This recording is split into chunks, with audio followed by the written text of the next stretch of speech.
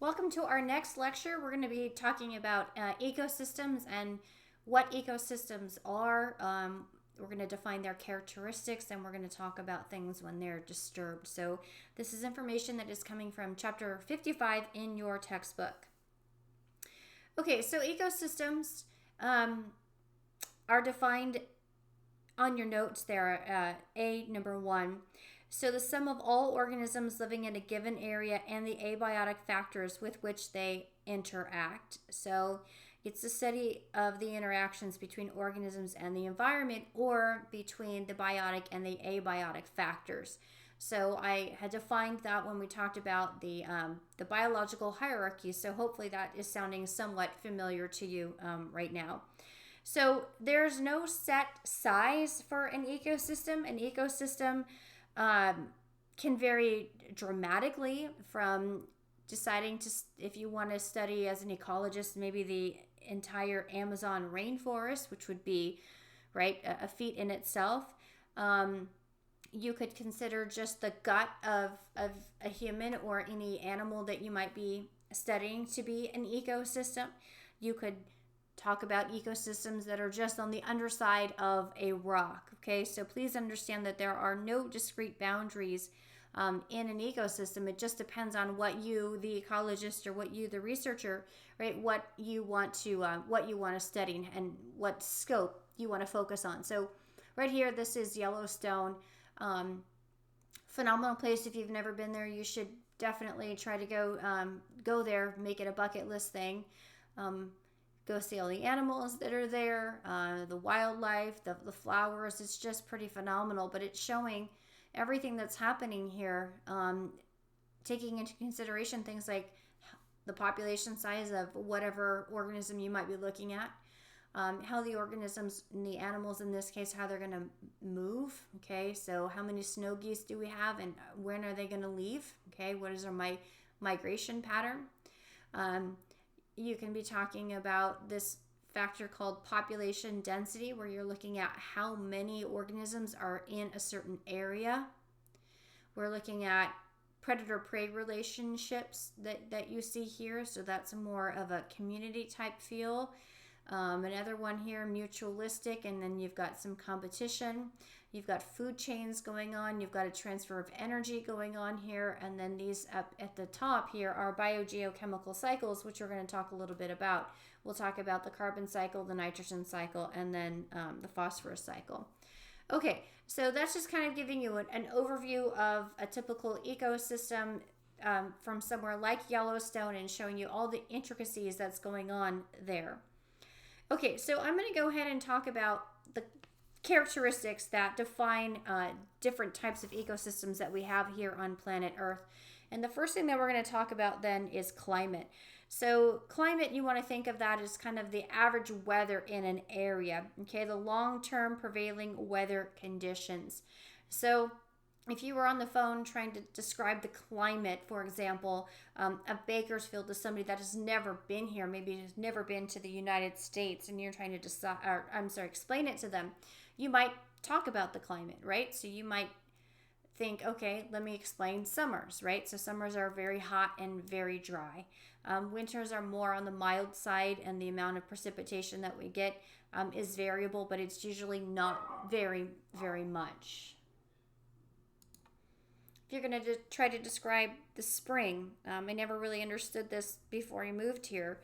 People were saying, oh, you're going to move to the land of the 1 week spring. I'm like, what are you talking about? Now I know, right? You've got like 1 week of nice weather. But with all joking aside, though, the climate then is just your typical weather patterns for an area. And that's going to be influenced by many things, by temperature, by sunlight, how much wind is there or not there, how much precipitation, and then the overall topography. So the topography of an area is what the landmass looks like. So if we go back to our example of trying to describe what is happening here in Bakersfield with our hot, dry summers. We have poor air quality, and part of that is due to the topography because we are surrounded by mountains on three sides, right? So we sit at the bottom of a valley, and so that's going to definitely determine what our average weather and climate are going to be like. Very different than if you were, along the coast, for example. So one of the reasons why the climate is the way that it is has to do with the shape of planet Earth. So you've got the spherical shape right here. And just imagine taking a flashlight, right, and shining it right like at a beach ball, dead center. Well, right where the sun or the light from the flashlight is going to hit the center is where you're going to have the most direct sun. And that's going to be on the planet, that's going to be at the equator. The light is going to start to diffuse, as you can imagine, because the angles are going to change as you move north and as you move south, okay? So what that's going to do is that's going to have a difference in temperatures. Obviously, you know that the north and south poles are very different as far as their climate is concerned compared to what's happening in the equator. That's also going to impact winds. So if we look here at 30 degrees north and the equator, you're going to see that you've got these circles of pockets of air currents that are going to move, and they're going to follow basically that pattern throughout or around the entire globe. So when you have this cooler air then that's coming across the surface, okay, and it's going to pick up some water as it comes up, drops the water, dries, okay. This is going to then be drier there, giving an arid zone, where here, because it's dropping the water as the winds ascend, giving a more tropical wet region like you have here at the equator rather. Okay, these types of climatic changes and climatic differences based on temperature, light, topography, precipitation are going to lead then to different types of biomes that we have on our planet.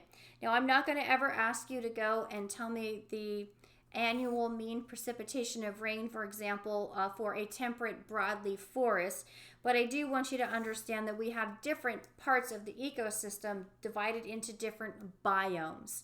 And our biomes can be either terrestrial or aquatic, and so terrestrial is obviously going to be on land. So if we look at this, here are some of the biomes that we have: the desert, temperate grassland, temperate broadleaf forest. We also have a tropical forest. We have northern coniferous forest, and then the Arctic and alpine tundra. So if you look at the way that they've graphed this, it has everything to do with their annual mean temperature and their annual mean rate of precipitation in centimeters. So we live in a desert, okay, that's our official biome, is the desert, and you know that the annual mean temperature is quite high with very low amounts of precipitation. And by definition, a desert can have a huge span in temperature difference within just a 24-hour period, but usually very little precipitation. If you go and you look at, let's say, the tropical forest here, okay, they're going to have a pretty high temperature because they're at the equator. Remember, the sun is going to hit directly spot on right there, but they're going to have high amounts of precipitation.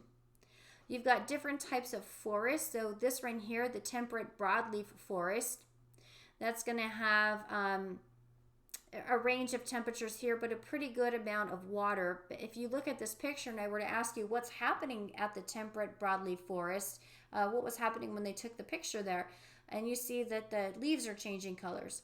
In a temperate broadleaf forest, it is going to be predominantly made up of plants that lose their leaves in the fall. Okay, so they are deciduous, they are not evergreen plants, and more often than not, their leaves on their trees are going to be very broad in size. So if you just open up your hand and you look at your palm with your fingers, that would be an example of what is called a palmate broadleaf, and many of the trees have that.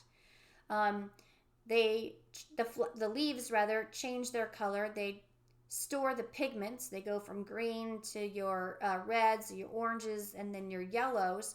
They store the pigments into their stems so that when the leaf then is brown and falls to the ground, and then new leaves come in the spring called spring push or spring flush, those leaves that come out are automatically green with all of the pigments that they took from the leaves that they dropped the previous fall. So it's a really cool thing that they do.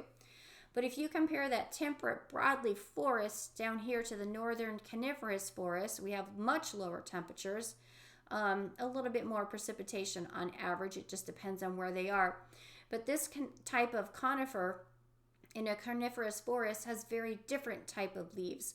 These are going to be more alpine in higher elevations, which means that the water that they receive is not always going to be available because a lot of the water that they get is going to be frozen. So if you think about it, if you go up to the mountains, right, high up into the sequoias, for example, during the winter, precipitation falls, but in the form of snow. That snow is not water that's available to those trees. What will also happen then is when the spring comes and the sun is melting the snow, they do get runoff. They catch a little bit of the water that is coming from snow melt, but a lot of that runs off and down into the lakes and then into the rivers and then eventually into the ocean. So they actually don't get a lot of available water. So because of that, the way that they look is very different than the temperate broadleaf forest, and the way that they behave is very different. So this biome here is full of trees that keep their leaves all year round. So those are called evergreen, meaning that they can do photosynthesis 365 days a year. They do not have broad leaves. They have needle-shaped leaves instead. So think of like your Christmas tree. Those little needle-shaped leaves increase the amount of surface area so that they don't have too much water loss. And then those needle-shaped leaves don't catch a lot of snow. If they were very broad, like the temperate broadleaf forest, and they're like, out from the branches, and snow falls on top of them, if they were broadleaf, that would just be too heavy, causing the leaves to fall off. But with a needle-like shape, then what happens is they can maybe catch a little bit of the snow, but most of the snow is going to fall down through the individual needles, allowing them to stay evergreen. And then you've got something like this here, the Arctic and the alpine tundra. And that's going to have the coldest temperatures, not a whole lot of precipitation, but basically you're looking at areas where the ground is always frozen. So the takeaway here is that you've got very, very different climates, which are going to lead to very different types of biomes, which are going to have a huge impact on the type of vegetation that is there, which will then have a direct impact on the type of wildlife that can live there. Aquatic biomes, they're not normally named for their characteristics like the terrestrial biomes are. This is just basically kind of where they are. Lakes and ponds are freshwater, just like the rivers and streams, except that you've got no movement here, but you've got constant movement there. Okay, an estuary, this is going to be where the river dumps into the ocean, mixing then salt with fresh water. That's an estuary.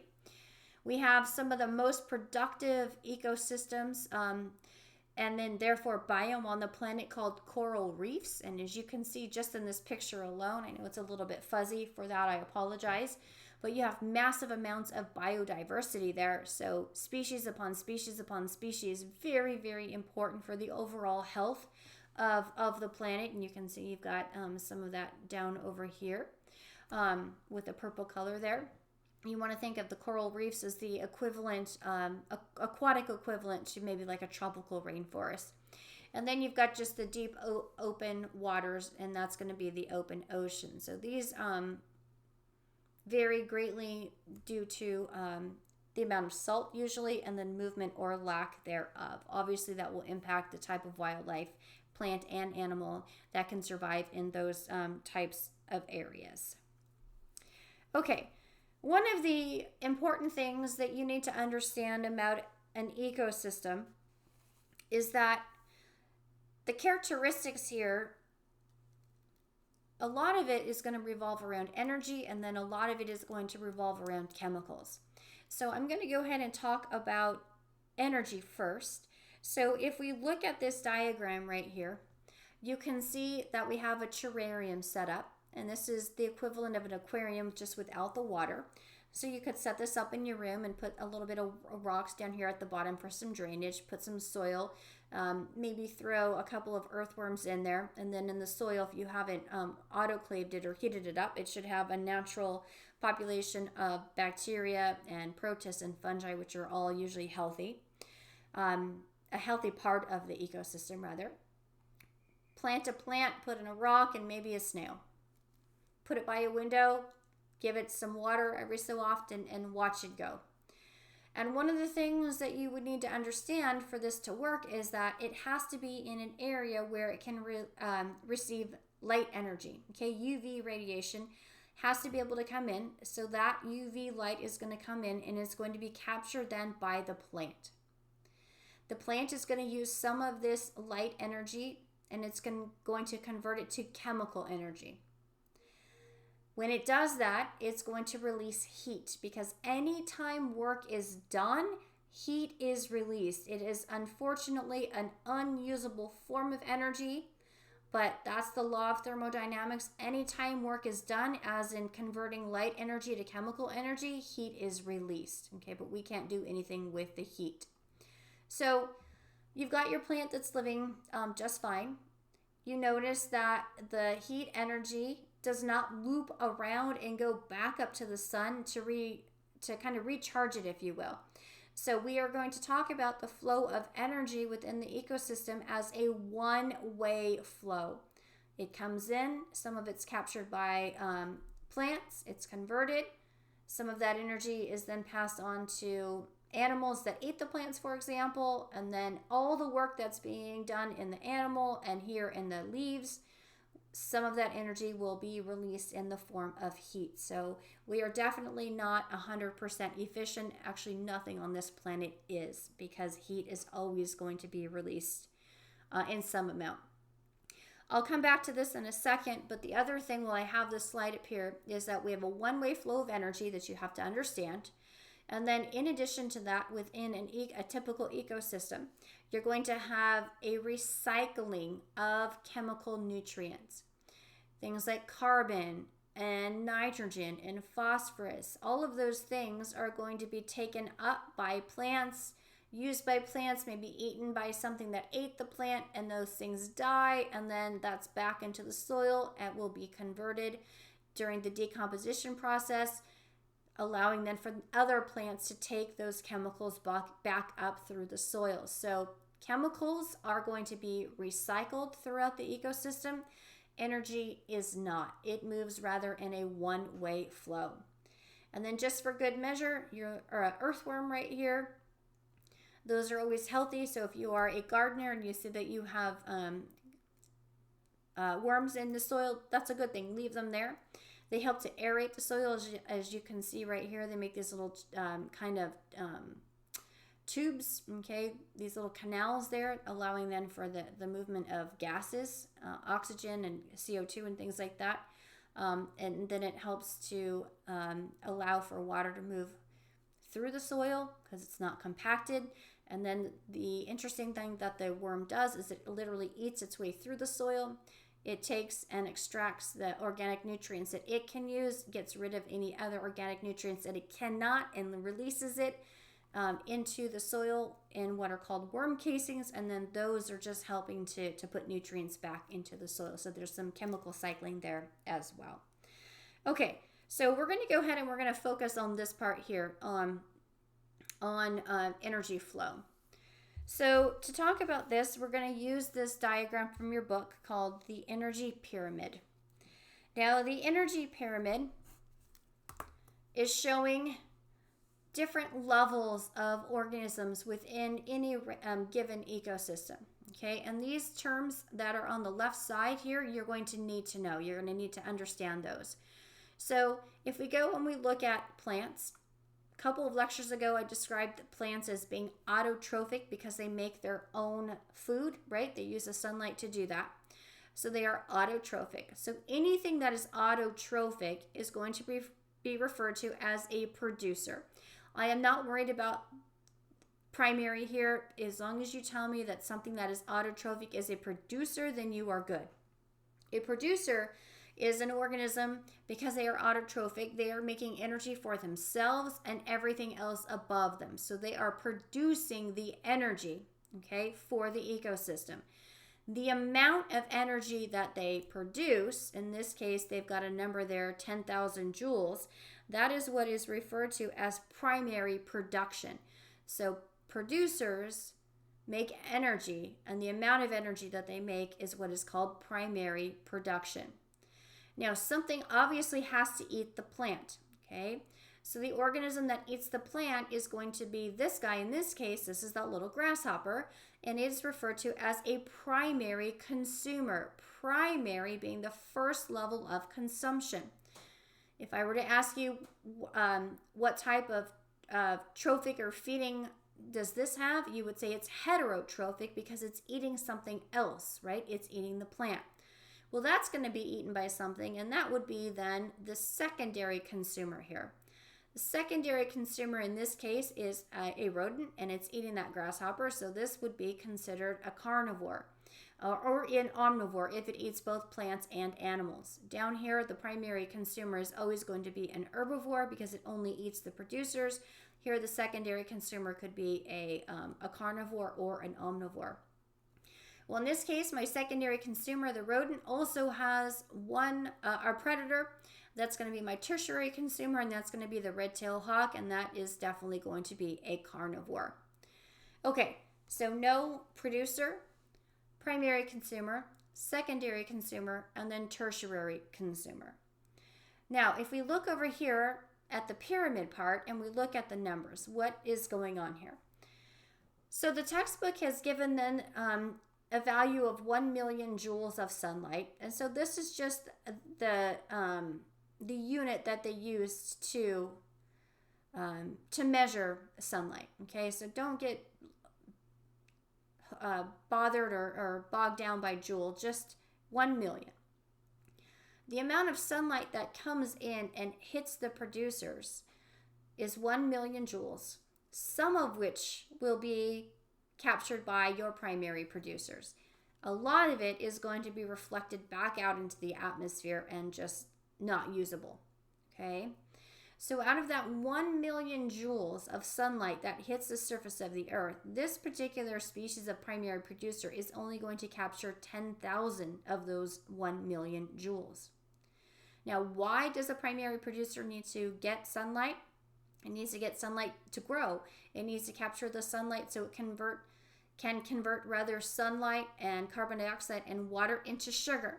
Sugar is then going to be consumed by its cells so that it can do things like make leaves. It can grow tall. It can make flowers. Okay? But remember, all of that is work. And what did I say happens when work is done? Heat is released. So now that primary producer is ready to be eaten, and so it will be consumed by a primary consumer. That primary consumer then has 1,000 of those available joules to it from the original 1 million. That's going to eat the flower so that it can grow bigger, it can molt, it can fly, it can do all of the work that it needs to do. It is consumed by the secondary consumer, which the secondary consumer, this rodent, is only going to get a measly 100 joules by eating that primary consumer, in this case, the grasshopper. That's not very much. It needs it to stay alive. It will be consumed by your tertiary consumer, your red-tailed hawk, which gets even less. It gets only 10 joules of the original 1 million joules of sunlight. Now, that red-tailed hawk has a very high energy demand, just like you and I do. It has a 4-chambered heart, and it is an endothermic organism, so it needs to eat a lot of energy-rich food. 10 joules that it gets from the secondary consumer, in this case the rodent that it eats, is not enough to sustain itself. So the good thing about the red-tailed hawk is that it can fly, which is highly energetically expensive, but it can cover a lot of ground to go try to find rodent after rodent after rodent. So what I'm getting at here is that the energetic hypothesis states that approximately 10% of the energy that's stored in organic matter, that's the matter that makes up the organism. So approximately 10% of the energy stored in the organic matter at each trophic level is converted to organic matter at the next trophic level. So in other words, what this is saying is that only 10% of the energy from one trophic level to the next is passed on. 10% is passed on, 10% is passed on. Now, in other illustrations, I've seen where they have their primary producer, they've got their primary consumer, a secondary consumer. The tertiary consumer could be like a rattlesnake, for example, and then there would be one other layer called the quaternary consumer. So if I replace the hawk and I put it at the top with a quaternary consumer and I put the snake here, then when the hawk is the quaternary consumer, it's only going to get 1 joule of energy, okay? Because from each trophic level, from here to here to here to here, only 10% of the available energy is passed on. That is not a whole lot of energy, but it is enough to sustain life as we know it today. So the amount of primary production, how much energy the producers are able to produce then for not only themselves but everybody else above them, is going to determine the length of the energy pyramid. Okay? This shows what happens to the energy. So using joules again, how much energy goes where. So if you're looking at, this is a tomato worm, and it is rapidly consuming the leaves, so it can go through that leaf in just probably a matter of minutes, okay? And it's going to consume approximately 200 joules. That's just the number that they're putting there. So that is, this slide has nothing to do with the numbers on this slide, okay? It's a totally new example. So out of the 200 joules that caterpillar is getting from consuming then the producer, 100 of those joules will be just released in the fecal matter. So 50% of it is not assimilated and just exits out the body because they can't use, for whatever reason, the plant material. 67 of those joules from the original 200 are going to be used in cellular respiration.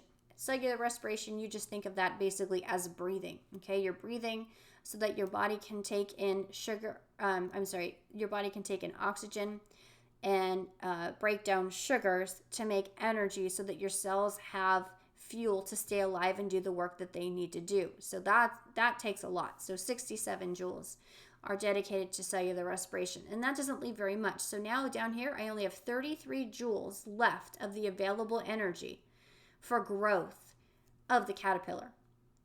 And so that is what is called secondary production. So you've got primary production versus secondary production as C2 on page 4 of your notes. So the growth, or the amount of material added to the caterpillar's body, right, so that it can get larger, is the amount of secondary production.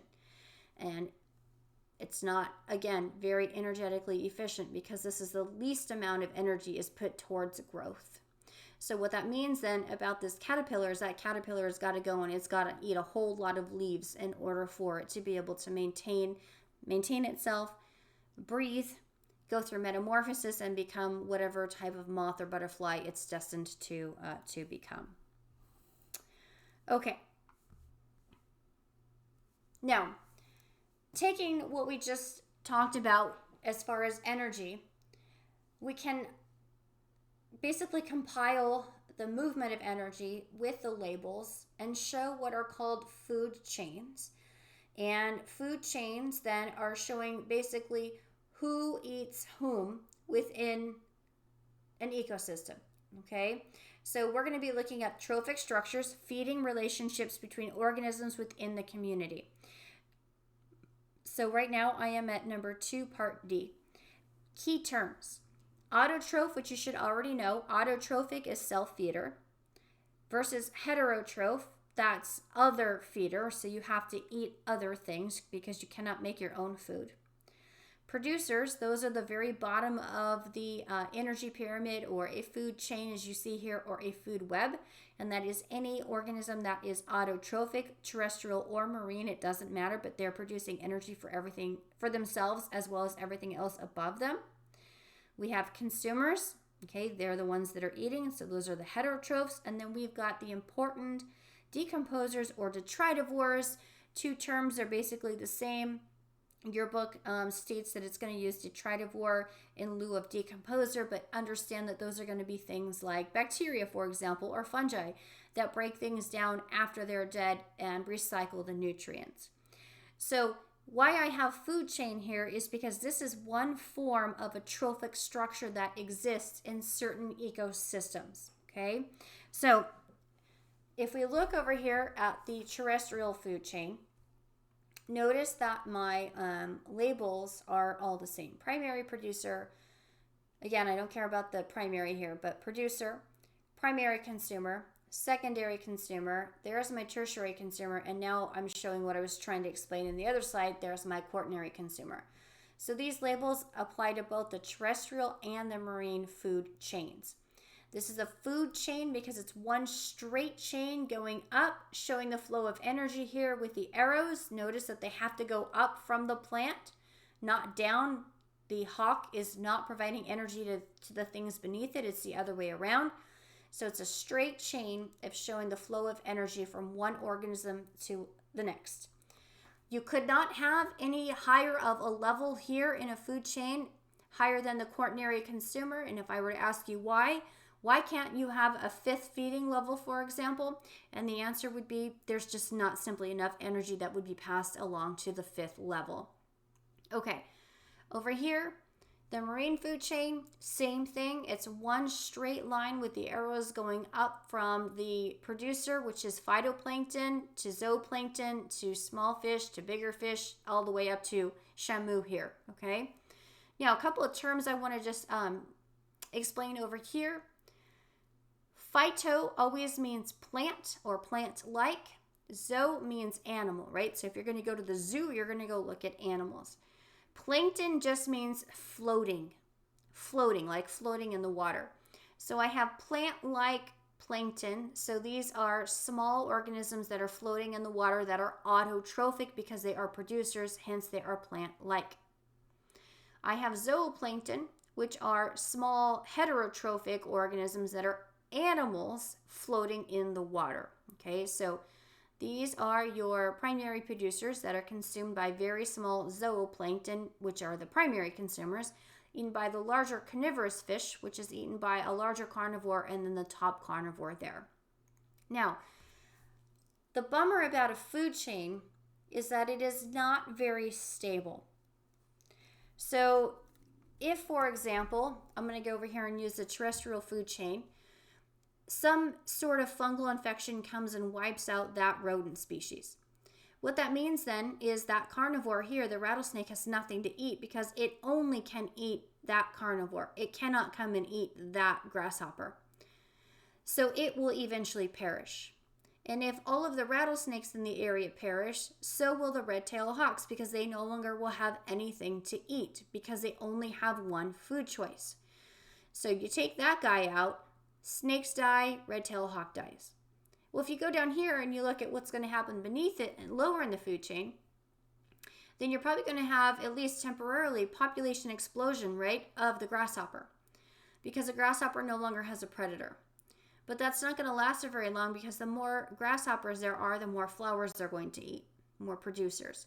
And they have then a high likelihood of basically eating all of the producers that are there because they can only feed off of one, which means that everything eventually dies. So food chains within any ecosystem are not very stable because they can collapse quite easily. A food web, on the other hand, this is basically a bunch of food chains that are together. So it's a branching food chain with complex trophic interactions. So labels are all the same. Producers, primary, secondary, tertiary, quaternary, consumers. Okay. And then they have it all color-coded. But what I want you to notice about the food web is that some of these organisms are at two trophic levels. So this bird, for example, can be a secondary or a primary consumer, meaning that it can eat plants or animals. So it would be more omnivorous, okay? You've got this guy up here at the top. It can be a secondary, a tertiary, or a quaternary consumer, depending on what foods are available. So this is going to be much, much more stable than any food chain could ever be, because species play a role at more than one trophic level. So if we go back and we kind of apply our same example, and I take that rodent and I just remove it from the ecosystem, which, is not ideal, but sometimes that happens. This whole entire food web does not come collapsing down because of the removal of one species. Anything that eats this right here, like the snake or the hawk, has other food choices to go to. So that is ideal for any ecosystem. One real life example that I can think of off the top of my head that is part of a food chain, and so that's a big bummer, are koala bears. Koala bears only eat eucalyptus leaves. And the problem with the eucalyptus forests that are in Australia right now is that they're cutting them down so that they can, build and have infrastructure and housing and things like that. So when those eucalyptus forests are all gone, then the koalas will all be gone, because they don't have another food source that they can rely upon, because they're part of a food chain. Whereas again, being part of being part of a food web is much, much better. Okay, so that is showing then the one-way flow of energy. If you notice, all the arrowheads are going up from the producers, right, all the way to the top. Same thing is happening here. The arrowheads are going up from the producers as they make their way through the food chain and the food web. Okay, here's just another example of a food web. This one here is marine.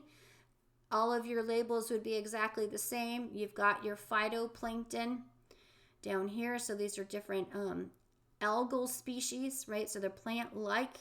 That are the producers that are allowing then the consumers to survive until we get all the way to the top carnivore here, and that's going to be your shark.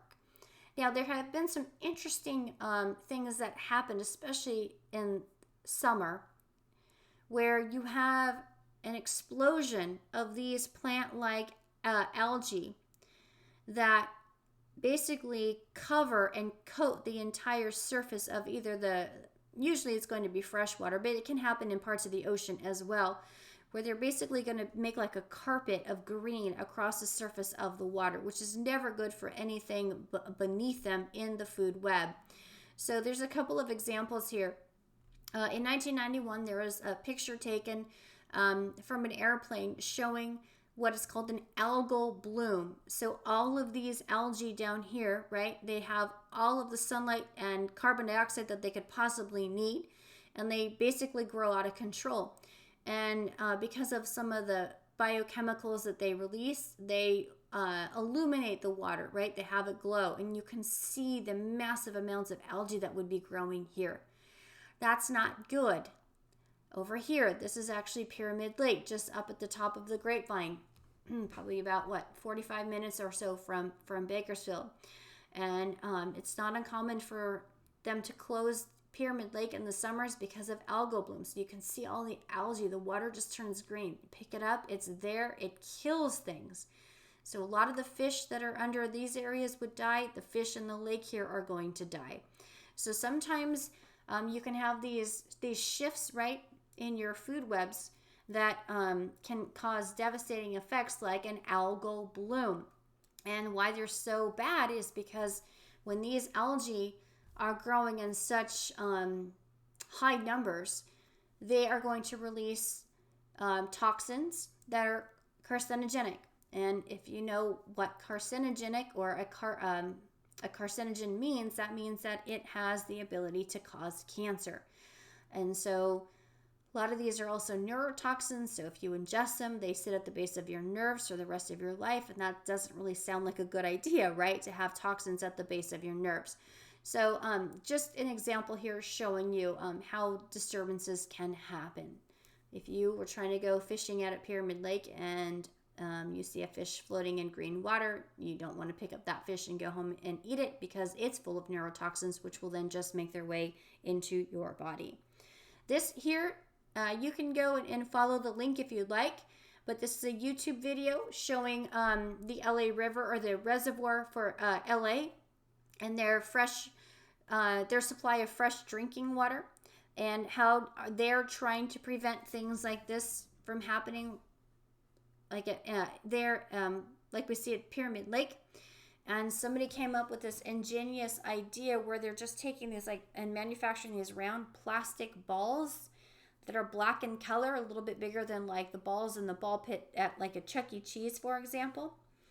And they release them over the surface of the reservoir, and it coats the reservoir, and they're in one exact layer. And what that does is that it blocks the sun from coming in and allowing then these algal blooms to occur. It keeps the water then free from carcinogens, and that obviously is important. There's less treatments that have to go into the waters, and then the water is available for the fresh water drinking supply. So you can go ahead and watch that YouTube video if that sounds like something that's interesting, would be interesting to you. Okay. Now, having the cycling component of an ecosystem is what this slide is showing you. And these are referred to as biogeochemical cycles. And I know this is a big word and it might be a little bit daunting, but if we just look at the roots, it'll make sense. Bio is life, geo means earth, and then chemicals. So chemicals coming from the earth required for life, okay? And they're being recycled. So we're going to talk very briefly about 3 different types of biogeochemical cycles, but I wanted to show you this, and you have it in your notes. This exact diagram is in your notes at the top of page 5. Okay, so I'll go and talk about that in a minute. But why these are important is because these biogeochemical cycles, they will allow ecologists to determine how much each element in the ecosystem, how much it cycles, how much of it is gained during some instances, how much of it might be lost while in an ecosystem. It gives a basis for comparison to see how much of a change in the amount of an element, for example, within 2 different time frames. If you've got time A and then you have a disturbance with time B, does that impact the cycling of said chemical that you're interested in? Okay, so what we have here then is, starting here, nutrients available to producers.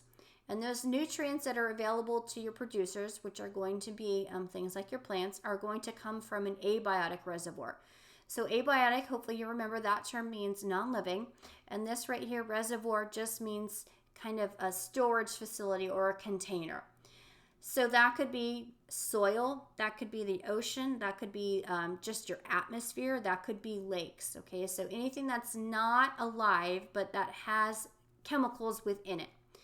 They somehow make their way out of the abiotic reservoir and are picked up by the producers. If this were soil, that's easy, right? Because they just absorb and take up the chemicals from the soil with the water. So that's for one example how a producer would take from the abiotic reservoir. That producer then is going to use the nutrients for itself, but then it will be possibly consumed by a primary consumer. And so what this is showing here, these 2 arrows at 2 and at 3, this is showing that during the life of the producer and the consumer, that they are also contributing to a biogeochemical cycle while alive. So one thing that I can think of that I could use as an example is oxygen is released from the producers as a waste product from photosynthesis. And so the oxygen that's released then through their leaves, for example, will be put back into the air and recycled. Okay?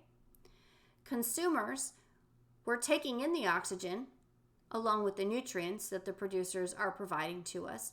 But when we go through cellular respiration, we're going to release carbon dioxide, CO2, as a waste product. So you're going to exhale that, and you're just going to contribute then carbon to the carbon cycle. Producers are going to contribute oxygen to the oxygen cycle. Consumers are going to contribute carbon dioxide to the carbon cycle. And then that just goes back and fills up their respective abiotic reservoirs, whatever that might be. Unfortunately, at some point, everything must succumb to death. And so the producer, when it dies, then it's going to be decomposed, and some of those nutrients that are not used by the decomposer will be put back into the abiotic reservoir. And the story is much the same for the consumer. When the consumer dies, it too will be decomposed, allowing then for the nutrients to go back into the abiotic reservoir. Now, the rate of decomposition can change dramatically depending on the type of biome that you're studying. So if you're looking at an area that has high temperatures, a lot of light, and a lot of moisture, like maybe in a tropical rainforest, something could take 1 to 2 months to decompose. But if you're looking at something that has very low temperatures and maybe the ground is frozen always, like the tundra, then the equivalent could take 4 to 6 years to decompose. So this rate of decomposition is highly dependent on the biome that you are looking at. Okay, so we're going to go ahead and we're going to look then at 3 cycles: carbon, phosphorus, and nitrogen. And what I'm going to tell you is that these cycles have a lot more detail that I'm going to actually discuss, and you are only responsible for the detail that I provide to you in this lecture. Okay, so this first one that we have here, this is the carbon cycle. And one of the things that I'm going to tell you about the 3 cycles is how they cycle. So here are your options or your choices. I'm going to tell you that a cycle can either move globally, that it can move locally, or maybe do a little bit of both. The other thing that I'm going to tell you about their respective cycles are where their major abiotic reservoirs, where they occur. Okay, so I'll do that for the 3 cycles, and let's go ahead and start with the carbon cycle. Okay, one of the main abiotic reservoirs for the carbon cycle is going to be in the atmosphere. You've got a lot of carbon, especially in the form of CO2, in the atmosphere. So that is one main abiotic reservoir. You've got carbon locked up in fossil fuels that are deep down in the ground. You've got carbon in the form of CO2 dissolved in the ocean. So the ocean is also another abiotic reservoir. All of these things that are alive here in this picture, okay, they are all organic organisms, meaning that they have carbon, and so the biomass of the living organisms is also an abiotic reservoir once it dies. Sedimentary rocks, so rocks down at the bottom in some of the deeper layers of the ocean, deeper depths of the ocean, that's also going to be an abiotic reservoir for carbon. Carbon cycles globally on a global scale. So if we have high amounts of carbon dioxide, for example, pollutants in our air in Bakersfield, that doesn't necessarily mean that we are responsible for putting it there. That just means that it's moved around the globe, okay? So we say that it cycles globally. Now, the beauty about the carbon cycle is this. All of these animals and the trees are going through cellular respiration. They're taking sugar, they're breaking it down, and they're releasing CO2 as a waste product. Well, the CO2 that's in the atmosphere, a lot of it's going to be sucked up. Just think of these plants as sponges. Okay, they're going to have to take in, even though they gave off some of the CO2, they're going to have to turn around and take in some of it. And that CO2 is going to be used for photosynthesis. Photosynthesis is then going to create sugars. The plant is going to take the sugars and break them down just like we do via cellular respiration and put more CO2 into the atmosphere. So this here between cellular respiration and photosynthesis is basically as good as you're going to get for any sort of cycle because it keeps everything in check. It keeps everything in check until this happens over here, okay? So we have the burning of fossil fuels and wood. So if we were face-to-face in class right now and I were to ask you for a show of hands how many of you got in a car or took the bus to school today, most of you would raise your hands. And so that meant that we all contributed then to the burning of fossil fuels in the form of gasoline. And when that happens, we are just adding more carbon dioxide into the atmosphere. So that's not good because we're offsetting the balance. The other problem with this is that we are disturbing the ecosystem, which I'll talk about more in a minute, by cutting down plants, because you need area to grow, or not to grow, but you need areas to build infrastructure. You need areas to build houses. So I'm putting more CO2 in by driving in my car, and that CO2 is not being absorbed because we're also cutting down at the same time plants, the sponges that take in the CO2. So the carbon cycle is very much a contributor then to global warming, okay, and to the greenhouse effect, because we need a little bit of global warming. We need a little bit of a blanket of greenhouse gases around the planet to trap some of the heat from the sun. Otherwise, it would be way too cold to live here. So we do need some of it. But when we keep offsetting the balance by releasing CO2 and cutting down plants, then what that does is it makes that blanket around the planet much thicker. So yes, the sunlight can come in through the blanket and then reflect back out into the atmosphere. But the heat that comes in with the UV radiation or the sunlight comes in, tries to escape back into the atmosphere, but is unable to because it's trapped at the surface of the planet due to that big, thick blanket of greenhouse gases. And what that's doing is that's causing then, I know that you've heard of this a little bit, right? The melting of the polar ice caps, which then can alter the sea levels and things like that. It can change your overall climatic and weather patterns. And so this is something that we definitely need to be mindful of. Okay, our next cycle is the phosphorus cycle. And the phosphorus cycle is something of importance because it's a building block for ATP. So the P part of ATP is phosphorus, and ATP, if you've never heard of that before, understand that that is the energy currency of your cells. So that's what you are making by breaking down sugar, is ATP to keep your cells alive. You have DNA and RNA, and they both have backbones, and they're alternating sugar and phosphate backbones. So that's another reason why you are completely reliant on phosphorus. You have to have it for that as well. So the main abiotic reservoirs then for the phosphorus cycle are going to be a lot of marine sedimentary rocks, so rocks at the bottom of the ocean. We've got high levels of phosphorus in soil. You have it dissolved in the ocean waters themselves, and then again in organisms, just like carbon in the biomass.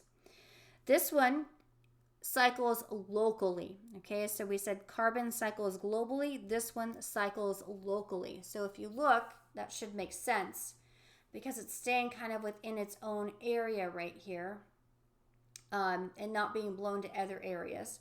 You've got weathering of rocks, so maybe water and wind erosion that's causing the mountains, right, to erode. That's gonna run off with the phosphorus into the water. That then will leach. They'll have it in the soil.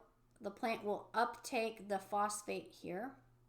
That is the producer. That will be eaten by the primary consumer there. Okay.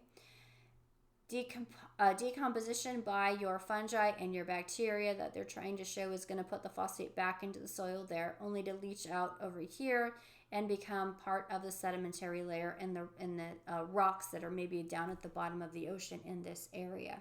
So this one cycles locally. Okay, and then this last one is the nitrogen cycle.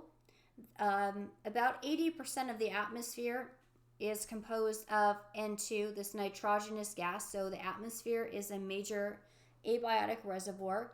You've got a lot of nitrogen locked up in the soils, in sedimentary layers between different soil layers, in water. You have it also in biomass. And this one I'm going to tell you is the one that is going to cycle both globally and locally. Okay. So one of the things that I want to hit here, why we need nitrogen and why it's important, is that nitrogen is a building block for amino acids. And you have to have amino acids because amino acids are the building blocks for proteins. And you and everything else that's alive is made up of massive amounts of proteins. And so without the nitrogen, we wouldn't have the proteins. Now, here's the tricky thing about the nitrogen.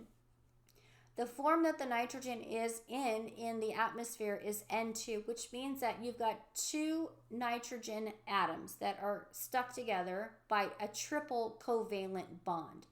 So 3 bonds holding the 2 nitrogen atoms together. We cannot use nitrogen in that form. We need it to be converted into like ammonia and ammonium, so that we can take and we can separate the nitrogen from maybe the hydrogens or the nitrogen from the oxygens here and use them as building blocks for our amino acids. But we do not have the ability to convert nitrogenous gas into usable forms. Plants do not have the ability. No other animal besides humans has the ability to do so. There's only one type of organism that can fix the nitrogen. So by converting the nitrogen, they refer to that as nitrogen fixation. So right here is the term. I said that the plant can't do it, but the bacteria that lives inside the plant can. So showing bacteria here in the soil and then bacteria here in the root nodules are the only things on this planet that can take and rip apart that triple covalent bond in the nitrogenous gas, making it available then to every other thing on the planet. So for that, we should be very, very thankful. Okay, here is just a figure that I found on the internet that shows a little bit about the climate change that I mentioned and how much of what is where. So if you look for the greenhouse gas, so this is the big blanket, if you will, around the planet.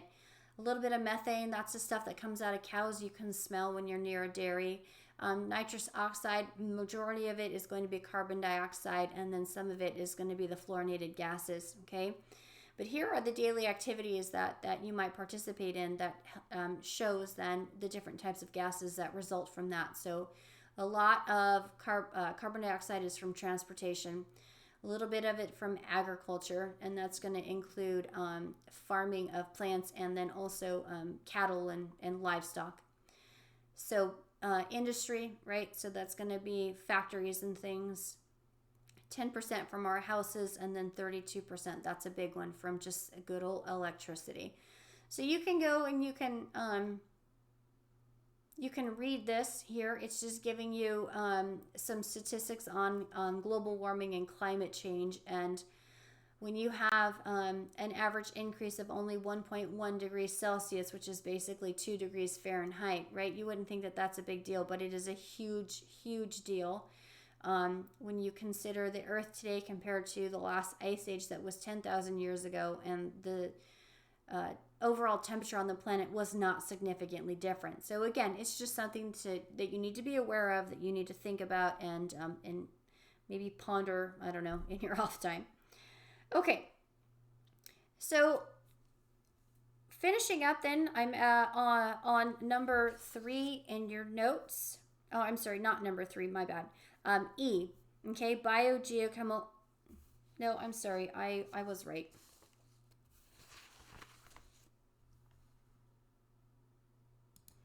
Okay, so I am at number 3, but I'm on page 5. So we're going to finish up by talking a little bit about disturbances to the ecosystem. And if I go to the next slide here, it gives you a little bit of kind of data to really kind of bring home how much disturbance humans can do and are doing to our planet. In fact, we're the most destructive species on our planet. So we often go through and cut down our rainforest in what is called a slash and burn, where you basically take a machete or any sort of tool that you have access to, and you just cut down massive amounts of plants, and then to get rid of them quickly, you burn it. Okay, you just get rid of it all. And they do this because they're trying to clear the land so that they can maybe either grow crops for their livestock or raise livestock. And the interesting thing about the rainforest that is very surprising to most people is that the soils in the rainforest are very nutrient poor. The nutrients are depleted because if you think about it, before they're cut down, all of the plants that are there as soon as a plant dies or a leaf dies and it's decomposed and the chemicals are recycled back into the soil, there's a plant to suck it right back up. So there's not a lot of stored chemicals within the soils of the rainforest. So when you get rid of all the plants and then you go to try to plant, let's say, wheat, for example, you don't have a lot of nutrients to support that. And you don't have the money to go buy any sort of fertilizers to add to it. And so they try to plant and they try to grow, and they might get 3 years, maybe 4 years, but then they have to go to another part, to a new field, because the old field had absolutely zero in the soil. So now we move on and we slash and burn the next field and then repeat the process. So we used to have about 14% of the planet was covered in rainforest. Currently, we have only about 6% of the planet covered in rainforest. And at that rate, we will have no rainforest in less than 40 years. Okay, so just to kind of give you some numbers that you can think about is that the amount of loss that happens when they slash and burn is 1.5 acres per second are cut down. And when they are cut down, we lose approximately 137 species, and that's per day. So if you compare that then to what's up here on the screen, I'm not going to read that to you. You can pause and look at those statistics. It's just showing you the amount of biodiversity in the rainforest, which we desperately, desperately need to maintain. But we don't, for different reasons. Okay. One of the things that we have studied, and so I'm at just under the nitrogen cycle, so I'm sorry, I've jumped back up in the notes here, is the Hubbard Brook case study. So not necessarily a rainforest here, but you can see it's a densely forested area where they wanted to know how removing plants would alter biogeochemical cycles, if at all. And this one is that they were looking at in this study was nitrogen. Okay, so again, I'm just talking about a disturbance. So for A here with the dams and the weirs, were built across streams at the bottom of their watersheds that allowed researchers then to monitor the outflow of water and nutrients from the ecosystem. So they could catch that water and then analyze it and see what's inside of it. One of the areas that they were going to block with the dam at the bottom was this area here. This particular watershed was clear cut to study the effects of the loss of vegetation. So if you go and you clear all of the vegetation like a slash and burn in a rainforest, right? What's going to happen to the drainage and the nutrient cycling? How is it impacted, if at all? All of the material here, though, was left in place so that it could decompose naturally, putting the nutrients back into the soil. So they didn't slash and burn like they do in the rainforest. Okay, so that was one difference. So if you go and you look here at the numbers, so this is the amount of nitrate runoff from watersheds. So amount of nitrate in the runoff in my time scale here from 65, 66, 67, 68. Okay, so in a three-year time period, what happens? And so the concentration of nitrate in runoff from the deforested watershed was 60 times greater. That was their data.